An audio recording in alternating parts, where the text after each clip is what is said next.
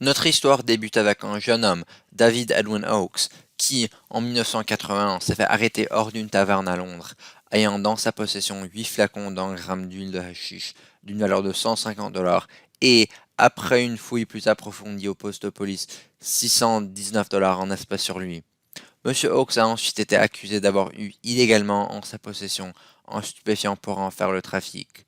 Monsieur Oakes a dit à la police qu'il avait acheté ces 10 flacons d'huile de hashish pour son usage personnel et que les 619 $ provenaient d'un chèque d'indemnisation des accidents du travail.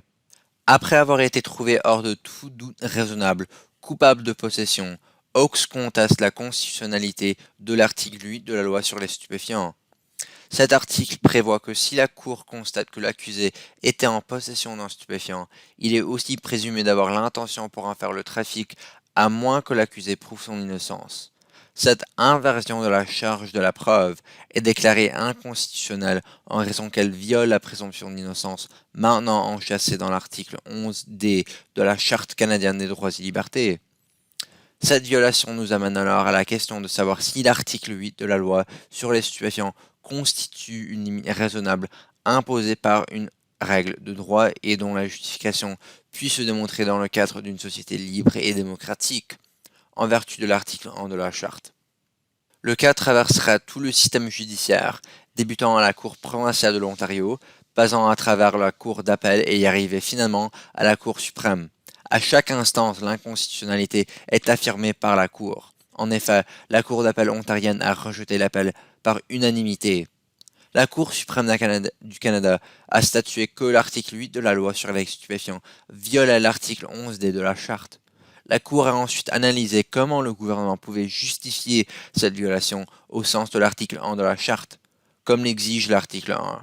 Le gouvernement doit démontrer que l'article en question porte attentive aux droits garantis par la Charte dans la mesure où cela est raisonnable et justifiable dans une société libre et démocratique. La Cour a statué que le gouvernement n'avait pas fourni une justification satisfaisante et a déclaré que l'article 8 de la loi sur les stupéfiants est invalide. Ceci établira le fameux critère Oakes, qui est la méthode par laquelle on détermine si une législation canadienne est autorisée à violer ou à limiter les droits constitutionnels en vertu de l'article 1 de la Charte. Le gouvernement dont la législation contrevient à un ou plusieurs droits spécifiques peut faire valoir que la législation est manifestement justifiable et qu'elle doit rester en vigueur. Ces critères sont, dans l'ordre qu'on se les pose, 1. La violation est-elle prescrite par la loi? La restriction doit donc être légale et faire partie d'une loi ou d'un règlement qui relève de la compétence du gouvernement qui a édicté. La loi doit être claire, sans équivoque et accessible aux citoyens afin qu'ils sachent quelles activités sont et ne sont pas permises. 2. L'objectif poursuivi par la loi est-il urgent et réel? L'objectif poursuivi par la loi doit être important et pour le bien de la société. 3.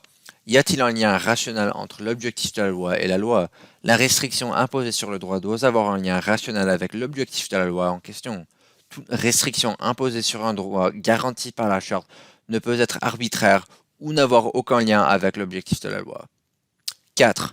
La loi restreint-elle le moins possible le droit qui fait l'objectif de l'atteinte? Si le gouvernement peut atteindre son objectif législatif en réduisant davantage l'atteinte du droit, ils doivent le faire. 5. Les effets positifs de la loi compensent les effets négatifs de l'atteinte. Les restrictions imposées sur le droit est-elle proportionnelle à l'importance de l'objectif poursuivi par la loi?